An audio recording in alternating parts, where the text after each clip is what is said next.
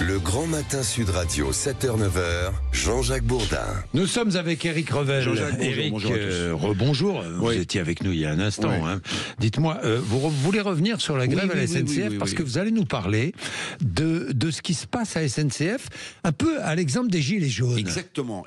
Il y a un collectif qui s'appelle ASCT. Alors, collectif national des agents du service commercial du train. Mais en réalité, ce collectif qui s'est créé grâce aux réseaux sociaux, des groupes WhatsApp, des groupes Facebook, des groupes Telegram, ce groupe rassemble beaucoup de contrôleurs.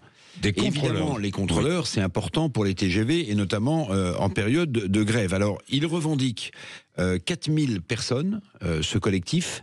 C'est un collectif qui est parti de la base, qui échappe complètement aux syndicats traditionnels que sont Sudrail ou la CGT, qui appellent régulièrement à la grève à la SNCF, qui sont indépendants.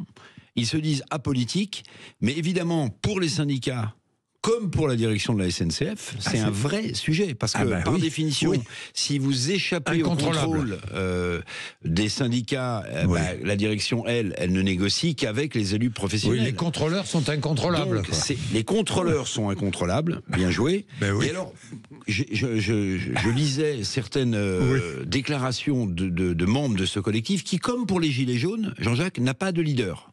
Il n'y a pas de leader. Il n'y a pas de leader identifié. Oui, je comprends.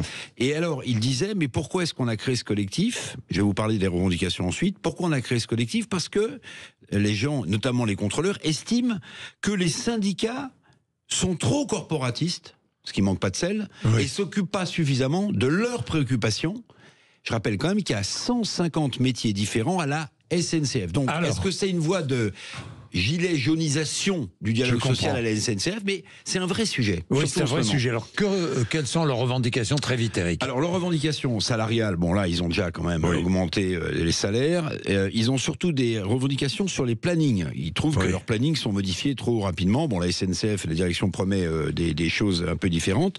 Mais où j'attire votre attention, vous avez entendu les déclarations de Jean-Pierre Farandou, l'actuel patron de la SNCF, ou du patron de la SNCF Voyageurs, qui vous dit non, mais il n'y aura pas de problème. En réalité, depuis cette année, il faut 2 contrôleurs par train pour que le train parte. Donc si on se retrouve demain ou après-demain avec un contrôleur, voilà. Et pour pallier à ce risque, vous savez ce qu'a fait la SNCF ?